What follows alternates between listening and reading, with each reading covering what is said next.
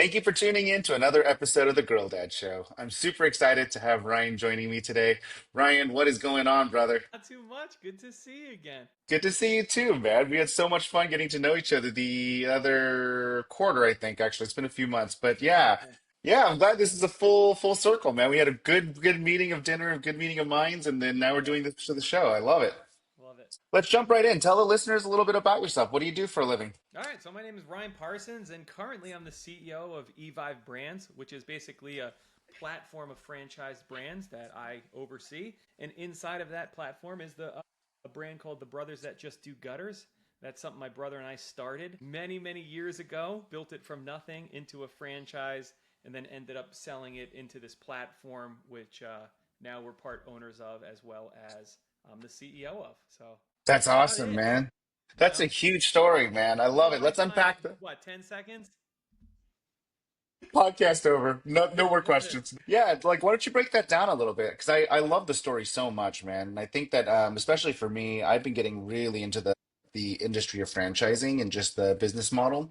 And it's super fascinating to meet people like you that have taken literally a concept, a small service business concept, and then scaled it into a national enterprise, right? And so, Yeah.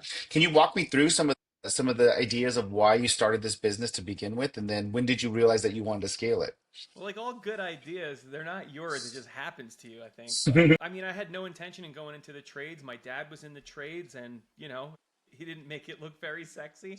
Let's just say that. I worked, I got dirty, we did stuff. It was cool. Don't get me wrong. Love working with my hands and stuff, but never did I ever think that there'd be a career there. And I never ever thought that if you're not swinging the hammer, that there's more to do in the trades. It's just like you're either a carpenter or whatever, or you're not. I didn't realize there's all this cool stuff to building a business. So anyway, I went to school for graphic design, fine art, all that fun stuff, and found myself working at a dot com, which became a dot bomb Hmm. around 2002-ish, whatever. And my brother, it's funny, he actually started the gutter company after working for a local guy, owner operator. Like the guy did the work, he installed the work, he estimated the work, like it was a one-man show. And he started Totally. working for him for a summer and saw his lifestyle. The guy had like a house upstate, just like what the heck, just from Yeah. this. And so he actually stopped teaching and opened up his own gutter business. So anyway, as I was going out of business with the graphic design, I was working on the side with my brother, hanging gutter. And when that fully went under, me and him are on a gutter truck, and it just Mm. kind of evolved. My mind, I was like, Ken, do you have a website? He's like, nope. I'm like, I'm going to build you one. Like, what about a logo? I'll do it. What about job forms? So I just took all the talent that I had and the skills I learned, and I started Mm. applying it to this little business. I remember making fun of him. He gave me his business card, and it's like president of, whatever. I'm like, what are you the One president person. of? This shed that mom and dad's house with no electricity? I'm like, I was like, well, if you're the president, I'm the VP of sales and operation. He's like, sure. So these two knuckleheads with these dumb titles. It was so funny. I love it. 9 word titles. Yeah, Oh exactly. yeah. Global strategic advisor. Oh yeah. Yeah. It was. That's amazing. And it wasn't for a few years that we actually renamed it to the Brothers That Just Do Gutters. I'll spare you the gory details, but we had some early success, and then we got our butts handed to us in the recession. We didn't know what we were doing, didn't even know how to read a P&L. I actually wish I took some business classes instead of just art. So we had a long road to actually get and figure out and build a business. And then we figured out one of the hardest things to figure out in the trades is how to Yeah. scale beyond the owner being on a truck. Like Mm. going to 2 or 3 crews. It took us years of going back and forth. Anyway, we figured it out, and then we said, you know what? We should franchise this. We've got it down pat. We could teach others how to do it. It was more like, we weren't saving any money for retirement. We're like, if we can do franchise, you get royalty.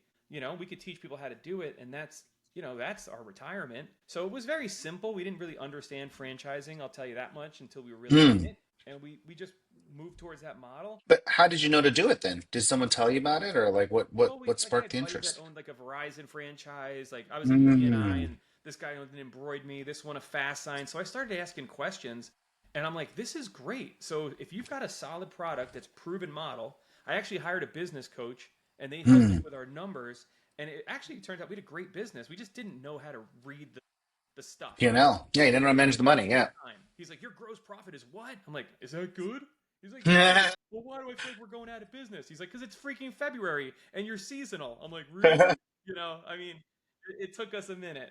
So, and in 2015 we franchised it, had some success, and then we, blew the doors off it like 21, 22, 23, and ended up just we got it so much further than we ever thought. And then we started getting some Mm. offers from private equity. I'm like, wait a second. So you're willing to give me this, and I can still continue to work and build the thing that I love and create it?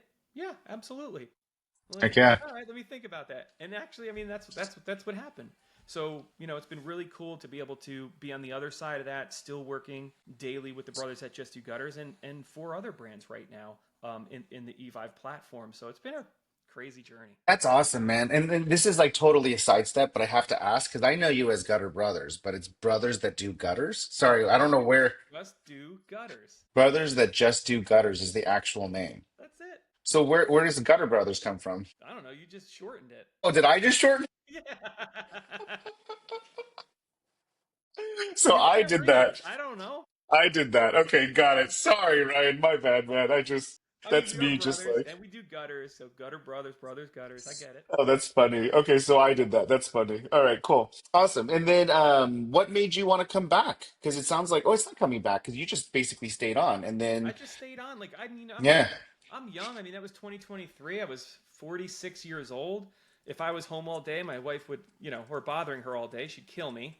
And I love helping people build businesses. I have like such a heart for the stuck business owner. Like, I don't care what industry, I don't care if you're a plumber and you're trying it, like, man, I've been trying, I can't get, every time I go to like three or four guys, things go backwards. Like, I have such a heart for helping people get unstuck. And it could be any business, right? I hate when people are stuck and then they decide, you know what, I'm just going to do everything myself. And now they Yeah. spent their whole career and they remain self-employed when they could have built something that could actually run without them. So that's why I love franchising, because you Yeah. can actually build something that someday can run without you. That's a Mhm. business owner. And now you have passive income through your investment in something that you built that you can now deploy in other places. And it took me a long time that most people don't get wealthy off their day job. Mhm. Like, I know a ton of people in the trades. I know a ton of people that Mhm. have businesses. Yeah. Maybe they bring in 100, 200, 400, whatever they bring in a year. It's what they do with that money. It's the investments they make in real estate. It's that other Mhm. opportunity.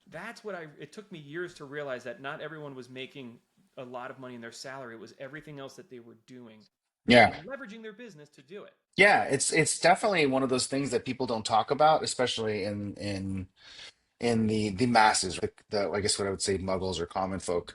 We just don't talk about equity, right? And how to build assets that make money for you while you do your life. And the vast majority of us are conditioned to put time in, you get money out, And it's, oh, and I make this per year, and that's the only thing that you think of. And it's so funny. Like, my sister, she lives in Virginia.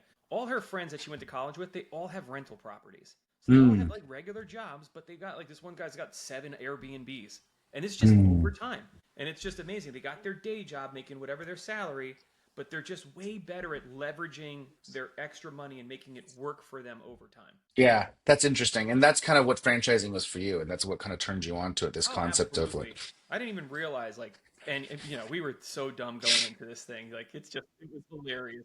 I could I could share more, but I know we got other stuff yeah. to cover. Well, just for my giggles and laughs, tell me the one dumb thing that you did. That's just a good story for me to hear, and then we can move on. All right. So the first time we got approached by private equity to, Yeah. they're like the brothers that just do gutters. We had, maybe 15, 20 locations. They're like, someone contacted us about, purchasing. And I was like, all right, let me set you up on a call with my brother. He'll run through the PowerPoint. Like, he's like, oh, no, no, no, I'm not interested in buying a franchise. Like, we're interested in the whole thing. I'm like, what do you mean? I didn't know people sold the whole thing. You didn't That was know that they never could our buy the whole goal. We thing. never built this to go like, we're going to build it and we're going to get this from private equity. We already thought we made it. We thought we made it by franchising, and we just need to get more Yeah. franchisees. So, yeah, that's how naive we were in the beginning of, like, Yeah. yeah. So that's You just were one trying you example. You were trying to sell the private equity guy that was trying to buy you Some sort of entirely some territory of of Utah. territory. Yeah, that's awesome. I love it. He's just like, oh, He's that's like, nice that of you. valuation just went down. This guy is pretty No, deep out there. no, no. I'm sure he thought it was fun. He probably thought it was awesome. Wonderful. So then let's talk a little bit about the journey of having kids and becoming a parent. When did that happen? Like, when did you start having kids during this entrepreneurial journey? Years ago is when I had my first Mm, child. So yeah. I don't know. I can't do math that fast, but yeah. I mean, what's crazy is my wife and I were married for about 3 years, and Yeah. we said, "All right, this is great. Let's have a child." And she actually needed um, a new car, and so we were looking at trucks and stuff. And she's like, "You know what? Let's just get a minivan. You know, like we're Hmm. gonna have kids. We're gonna, whatever." I'm like, "All right, I don't care." Like, I never cared about minivans. I know a lot of guys are like, "No way, I'm getting a whatever, suburban." So what's crazy is we actually bought a minivan, and it took us 4 years to get pregnant. The van was paid off by the time we had our first child. So it was tough, man. I mean, it was 7 years, being married before our first child. That's awesome, man. That massive. And what about the business side though? When were you doing this? You got married and then you had the kid after 3 years, but then like what was the business? Were you always at Brothers That Do Gutters or? Oh yeah, since the time we were engaged. So I'm married 23 years. So yeah, it was like right around the same time that I got involved with my brother that I was, either engaged or married. Oh wow. So you became a dad while you were a business owner. Oh yeah. That's awesome, man. Oh That's yeah. great. You're crazy. No, So you know how crazy business ownership and you still chose to have kids. How good for you. well, you don't know what you don't know, right? So I didn't, if someone's, if someone could show me how hard things would have been, I probably would have been like, dude, I'm going to get a job somewhere. But I would never regret it. I'm so glad we did what we did. So Yeah. fulfilling. Yeah, it's interesting, but it was really cool. We got really good advice early on in marriage. An older couple from our church said, "Hey, listen, like, when you guys have kids, what does your wife want to do? Oh, she wants to stay home with the kids." And they're like, "Well, the best thing that you can do is always live on your income. Whatever she Mm. makes now before kids, just bank it.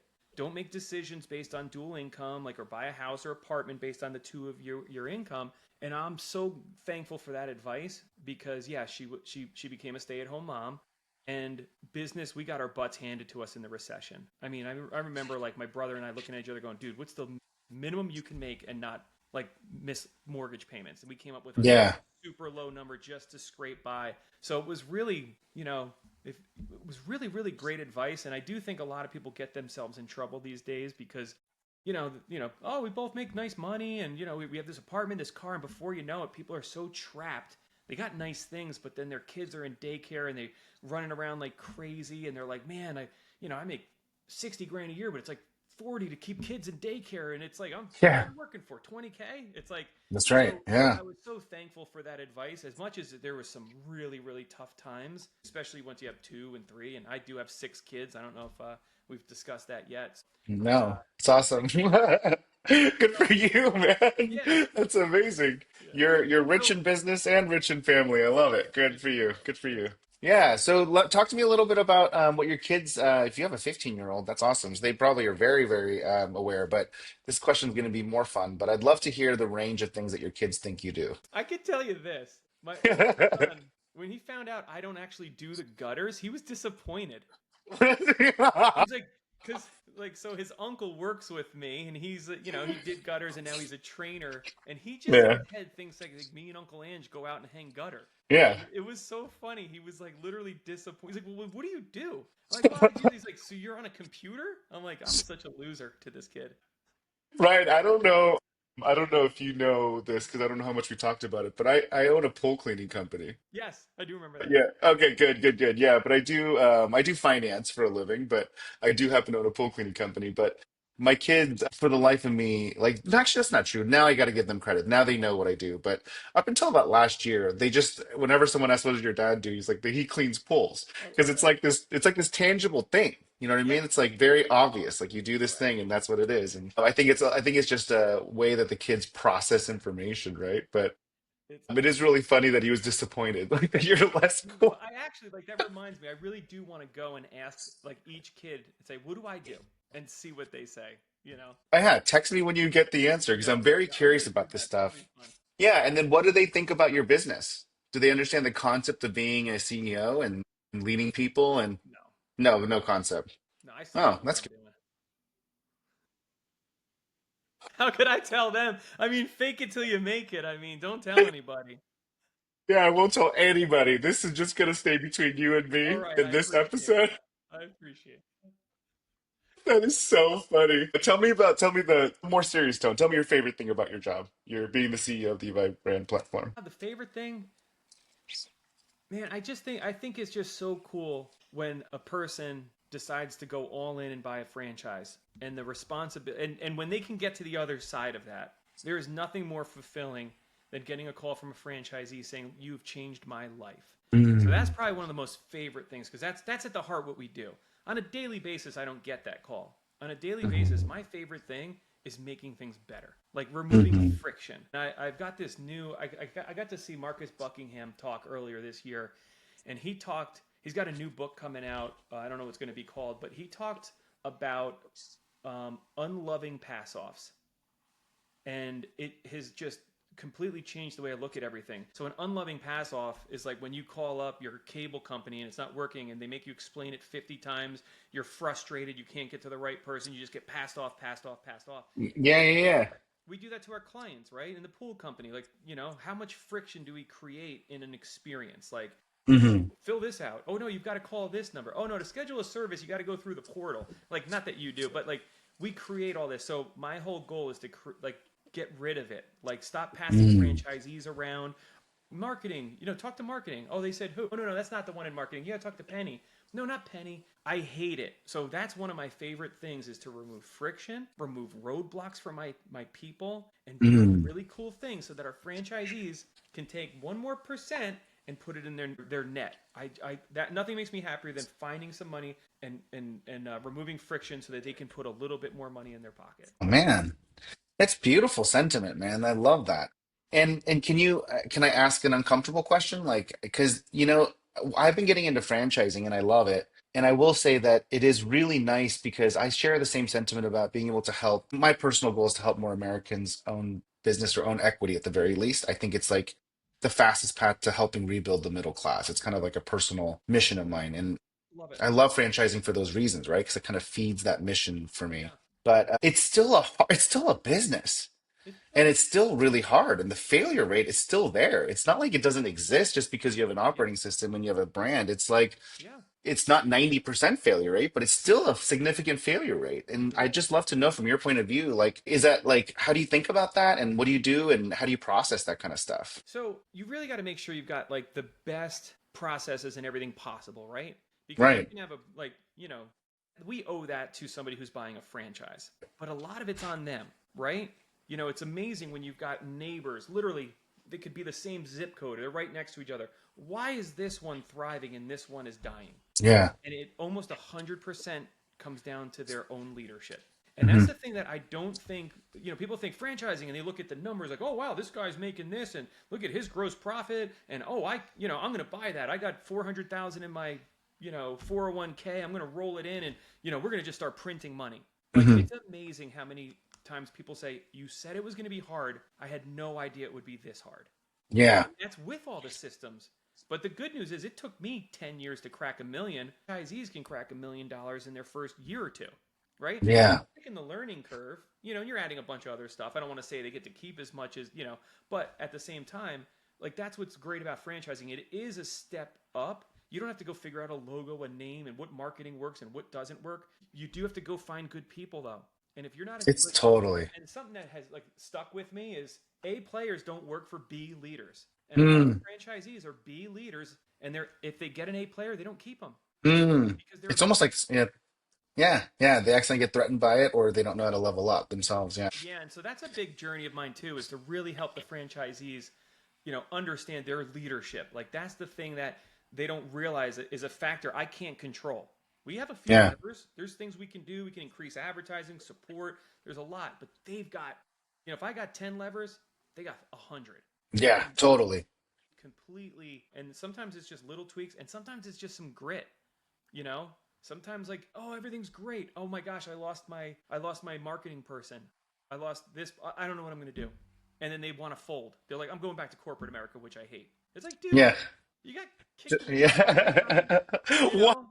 Like, get up. Like, let's go. I mean, this is like this is not gonna not happen again. I know, I know. Well, it was really funny. I mean, I will share the same sentiment. I was talking to a couple of business owners. I mean, I've been working with small business owners for a while before I got introduced to franchising, but now I talk to franchisees and business owners, and it's been a volatile market over the last year and a half, right? It's been very strange times, weird peaks and valleys, and very Correct. deep valleys. And I'm still growing. My pool cleaning company keeps growing, and they're like, "How are you doing that? Like, what's the trick?" And I'm like, "There's no trick. Sometimes you just have to get punched in the face and just work 4 times harder for the same." And that's And then it. they're I like, mean, I'm like, yeah, and I'm most of like, the time it works out. When we yeah, look back, it's typically like, oh my gosh, that did suck, that sucked, but we like, wow, holy cow, I'm 50% better than I was 2 years ago. Oh my that's gosh, exactly where did right. that come from? Yeah. Just the level of grit is just, it's hard to explain to people. It's like, no, this is just normal business ownership. This is just how hard it is. It's just when markets change, sometimes you have to do twice the amount of work for the same result during bad times. That's just, right now, it's like 4 times the amount of work. But I mean, that's how we're sustaining our growth. We're not like special. We're just working 4 times as hard for the same level of growth. Yeah, That's all we're and then doing. Yeah. the And then, tides change, and that's when you need to capitalize. And yep. that's when, And like, save up your money like a chipmunk. That's right. Yep. that's it. And that was Yeah. something Yeah. that happened in the last recession in 2008. I said, I will never ever be the guy that's losing everything. I want to be the guy that's buying everything in a recession. You Yeah. know, where like when there's houses they couldn't even sell them, and there was $1 million home, and they're foreclosing on it for 300. I was like, I want to be in a not to take advantage of it, of anybody, Yeah. but like, man, like that's the time like there were so many people that were able to do amazing Capitalize. things. Yeah. Yeah. Exactly. That's amazing, man. So, talk to me about your kids. Do you want them to be in franchising or business ownership? I want what they want, which I have no idea yet. But yeah, I mean, I, Hmm. I love entrepreneurship, right? So yes, if they could all own businesses, that would be fantastic. I'm not the biggest fan of go get a job, you know, have 1.2 kids and all that. I think getting a job and learning and all that kind of stuff is great. Like, Yeah. take as many opportunities as you can. But yeah, like if my kid was like, Dad, instead of college, I want to start a business. I'm like, fine, I'll pay just as much as I would for college. Like, let's do it. Yeah. Or Yeah. take a few business courses as well. So I'm not like, and I don't know if I'm wrong or not because I see so many like people that are wealthy or whatever, and they make their kids get 2 degrees before they can do anything and all this Yeah. stuff. And I'm just like, I don't know if that's the way. I just feel like, man, what better education? Like my college, like I learned graphic design. I mean, what a throw away these days, you know. But I'm like, you know what? Owning a business, I don't care if it's a lemonade cart. You're gonna learn Yeah. finance. You're gonna learn people. You're gonna learn employees. You're gonna learn product. I mean, like, Yeah. and I talk about it. I'm like, I would buy a business for like, because we have a lot of cousins and everything. They're all the same age as our kids. Like, I'd rather buy these kids a business and let them figure it out. And if they fail, who cares? Like, those Yeah. kids are probably the best education they could get in that sense. But if like my daughter's Right. like, she's like, I want to be a veterinarian. I'm like, all right, well, we can't learn that on YouTube, you know. Yeah. But You got the so that's so funny. So you're very comfortable with whatever they want to do. And yeah, absolutely. I mean, again, I feel like my job right now is to introduce them to enough to try and find their yeah. talent. And I know with my Yeah. oldest one, he's so personable. He's sales. He's got like he loves food and like he's got expensive taste. Mm. I'm like, oh my gosh, kid, dude, you better make money. Let's get the Wagyu. I'm like, I didn't know what that is till a year ago. How do you know what that is? I'm Yeah, like, I love that. yeah. So, but yeah, I definitely can see where he's developing into. But I got a 15-year-old and a 12-year-old's the next one. So it's just not shaping. I don't have it pegged by any means of like where I think Yeah. they should go. What did your wife want them to do? I'd stay home with her until the grandkids are coming in. I love it. That's awesome. She's like the We don't mother talk bear. about that much. Like we just talk about like and they are all homeschooled. I don't know. Oh, really? So I'm she's in the so interested in homeschooling. This is yeah. awesome. You homeschool six I kids. don't. My wife does. That's still amazing, man. But so That's that's awesome. amazing. So it's really cool. We have such a. Like, I work from home, so like I finish this call, I go out there. The kids are there. It's just a really cool way to do life. And so I think she's in the same page. Like we just want them to learn and be curious. Like that's the one thing like that. Didn't I didn't embrace learning. I learned how to memorize stuff for a Yeah. test, which I didn't do very well. I was actually the guy that did 5 years of high school. So Mm, nice. I Good wish for you. that was because I was such an amazing athlete. But anyway, like I didn't learn until I was older. It was all about like doing what somebody told, and you got to read the stupid book so you can pass the test. Right. I want my kids to be curious. I want them to open up those doors and all that. But at this point, they probably all, I think they all want to be YouTubers. So who knows? I think everyone does at this point. Yeah. All the kids are talking about it. I mean, it's unbelievable, right? But that is interesting. So you're homeschooling, your wife's homeschooling the kids. You have six. Can I ask why six? This is a very large number for most Because it's people. more than five. It's Yes. shoot. We almost thought there was a seven earlier this week. I was like, Oh, really? we're too old. I'm like, come on, I we're love done. because it's more than five. Oh my gosh. Yeah. So Oh, that's great. we always wanted a big family, and like honestly, I'd have 10 kids. But Yeah. I start doing I'm 48 years old. I start doing math. I'm like, they're 20. I'm 60. I'm like, oh my gosh. I'm like, all right. Like we have like, Yeah. and I love it. And we Totally. were actually good with five, and it was just an upsie baby. And I love it. You know. Happy accident. I will say that I also grew up in a big family and I wanted a lot of kids, but we only have two, so I'm a little bit bummed out about it because I really wanted a lot of kids like you, man. I feel like you're living the dream, man. It's You're funny you're because you definitely tend to get a vasectomy, and then you didn't. I just threw that in because I know you say you don't edit. That's right. Now my wife's gonna be like, "Who is this guy you're talking to?" That's awesome, man. So talk to me a little bit about the, well, actually, I have one more question about your wife. So what does your wife think about you going through this? Because she's seen you at like kind of your worst, and now Oh she's kind of yeah, seeing you at your she's best as seen me well. at my Like, worst. But I mean, I couldn't have had a better wife. Like yeah. she doesn't care if we have money or if we like she has never ever like told me like I mean there's times I should have quit. The numbers said it, everyone said it, the business said it. It was just like and she never ever gave like that was like my dream. She never ever like dissuade me from doing it. And whether we had no money in the bank or a lot of money in the bank, it never drove her. She doesn't ask for a lot and fancy things and all that kind of stuff. But she just, she values family, she values relationship, and she's very generous. I mean, Mm, she would give it all away if I let her, you know? mm, So she's very generous and very relational.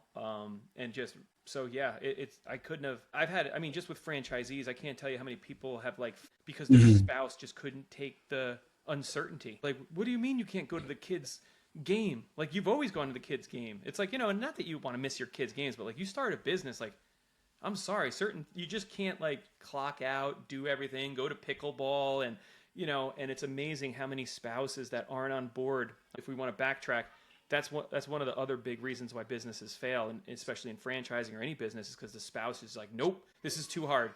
It's either me or the business, and mm. so I've never ever had that type of conversation with my wife. Totally. That's a really interesting point because I will say that the most influential and impactful thing that people underestimate about being a business owner is your partner. It's actually not your business partner, your spouse, right? Like it's incredibly important and powerful. And I will say that it's probably the most influential to your success. So it's a tough one. Can I ask what your dad thinks about you? What is because he was in the trades, you said, right? She never really cared about the money or lack of money. Just she supported my dream and was 100% behind me the entire time. It was amazing. Awesome, man. Yeah, it's so influential to have a good partner. It's Oh my it's god. like the most impactful and influential thing in business ownership. And I tell this to people all the time. It's not your business partner, it's your spouse. And my wife is constantly holding back she's very risk averse. So she's constantly holding back her inhibitions and frustrations and insecurities because she knows it impacts me a lot, you know? And I always have to remind her, I'm like, because I don't, yeah, I mean, you don't know this, but I'm on a 5-year plan to kind of try to change our life. And so I'm literally swinging for the fences for 5 years. I have one more year left. And I was like, if I fail, I'll just go get a job and we'll go back to a good life. It's a good life. It's not a bad life, by any means. So, and so that's kind of the idea. So I always have to remind her, I'm like, hey, when you say those things and you tell me to pull back or watch out, it really like scares me and it makes me Yeah. question what I'm doing and not lets me swing for the fences. And so she's been really great at it. But I didn't think about how much she impacted it.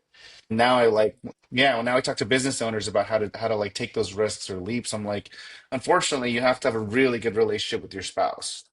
Yeah, it's so I important. mean, I think it was easier for me because I had nothing to lose in the beginning. We had like an Yeah. apartment for $750 a month. Like we didn't really have any debt. Like there wasn't. we didn't already build a life and then go for it. I mean, I have so much respect for people that have already had a successful career, country club, lifestyle, and then they go and start a business. I mean, Yeah. it's there's a lot more for people to lose when they do this in their 40s or 50s or even, just depending on their stage of life.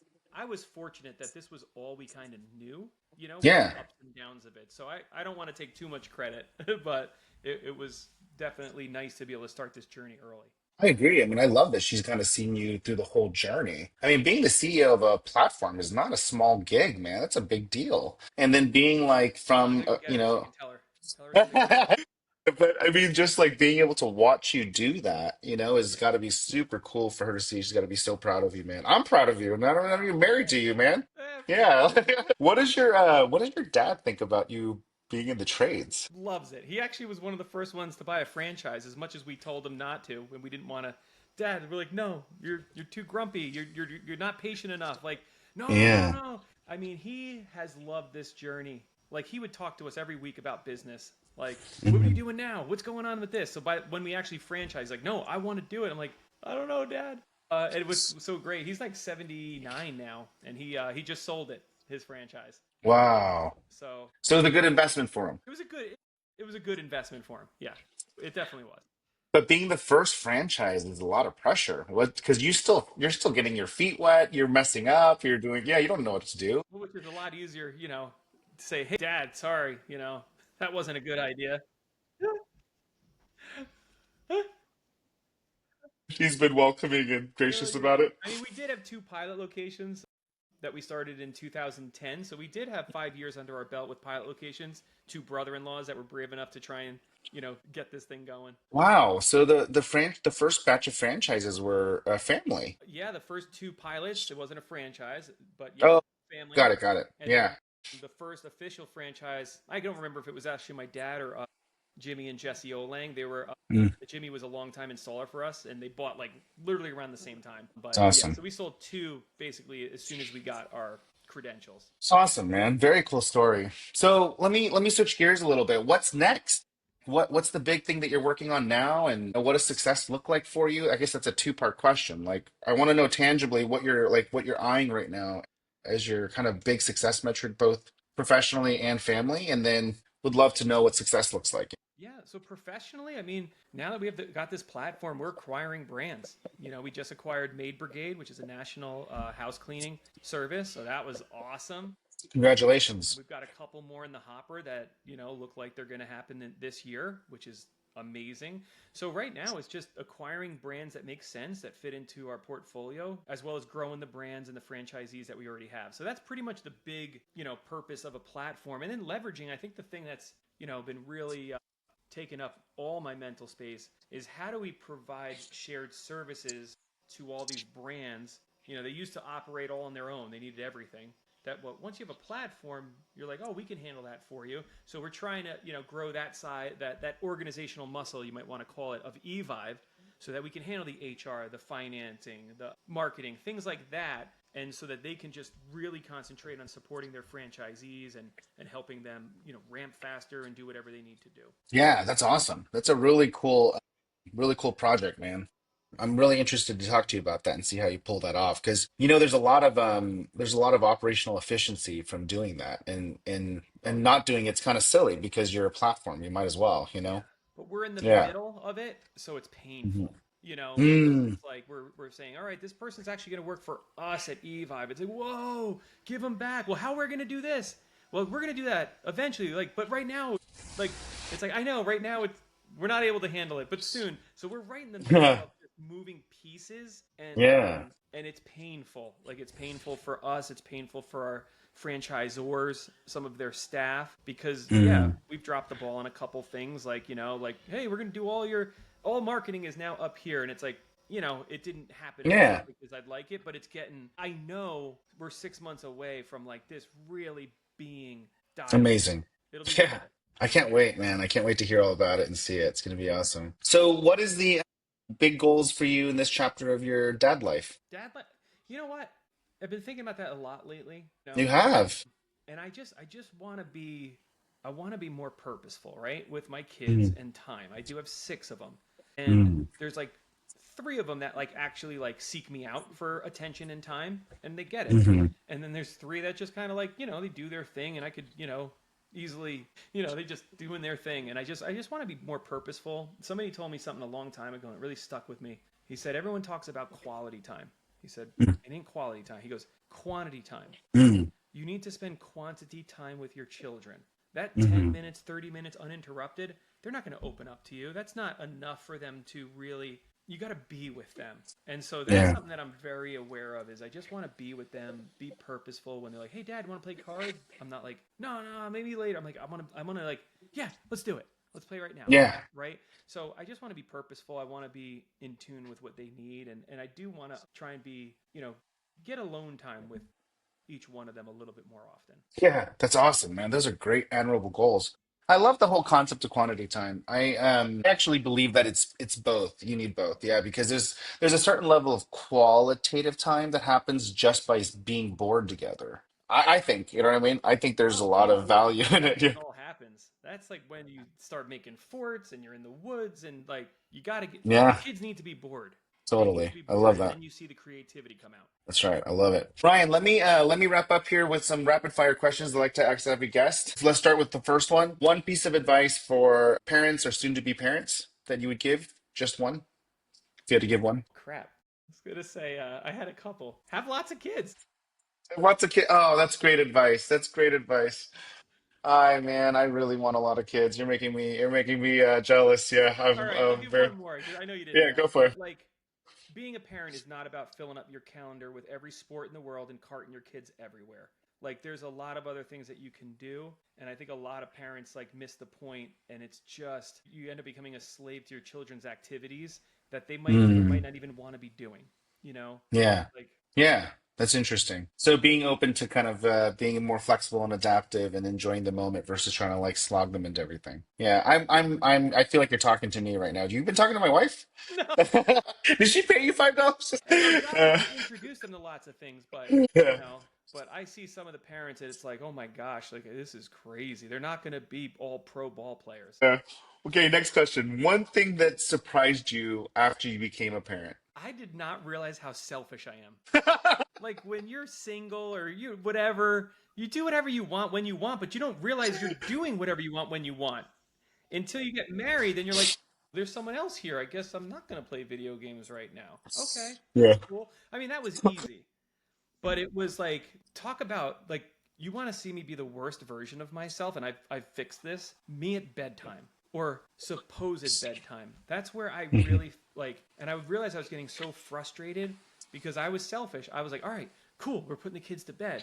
Let's get them ready. We'll get their teeth brushed. We'll pray with them, and then I'm gonna go watch a show. Mm, 2 hours later, you can't find the toothbrush. Someone's hungry. They can't fall asleep, and then I totally. found myself so impatient, and I was like, stop having any agenda because I'm only making it frustrating for them. They're feeling my frustration. So it was definitely like a like how is that even me? Because it's not my personality. But man, that's Yeah. I realized I was very selfish. Yeah, that's so funny, man. I love it. I mean, I think, I mean, I know this is rapid fire questions, but I have to make one comment because I equate it now to just being like realizing how hard it is to have kids and how tired I am all the time and how selfish I used to be as well too. And how I used to think my life was hard before I had kids. And then now my empathy for everyone in the world is so high. Like I literally, someone cuts me off in the road, I just assume they have 5 kids. I'm just like, they're Yep. just doing the best that they can. Yep. Just come on in, buddy. I know, Way I to get go, it. You're bro. probably, yeah, you're a parent. I get it. I just assume everyone's a parent and they're doing the best that they can. And my empathy is so high now because I just realized how selfish I was living before kids, you know? Yeah, kids will definitely make you realize that you're super selfish. Yeah, I love that. Thank you, man. All right. So, do you have a favorite book or podcast that you like to listen to? I mean, I'm gonna go to the original, the E Myth. When you're talking about business, the E Yeah, Myth, it's a good one. like it's the first book I read probably since college. It's the first book I read on purpose for business. I never read books, never did anything that I never read for pleasure. Never read a Harry Potter Hmm. or any of those things. And that book was just so instrumental for we were already in business, and it confirmed how my brain worked. I'm all about systems, and then it Hmm. also slapped me in the face on a bunch of things that we weren't doing right. So it was like, Mm. I like to think of it like sometimes we read to learn, and sometimes we read to confirm, right? Hmm. And so that book did both for me. So that was a pivotal, like foundational book that the franchise, everything just clicked in my brain. I knew exactly what I needed to do after that. It's amazing, man. I love it. And then Ryan, when you're not being a super dad to six and an awesome husband and a CEO of a growing platform, what does Ryan do for fun? What's your downtime activities? So I still like building Lego sets. Like, look at that Avengers tower. But now my kids are older, so Nice. I gotta help. I think I gotta do it with them.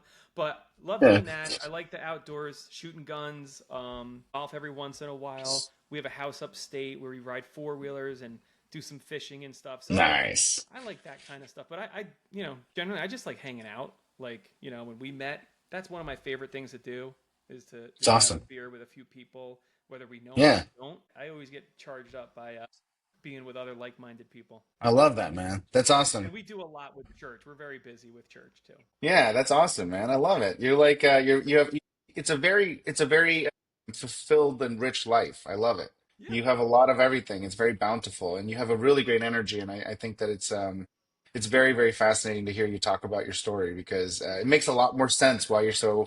why you're so energetic and bountiful. You seem like you live life to the fullest in every aspect. I try.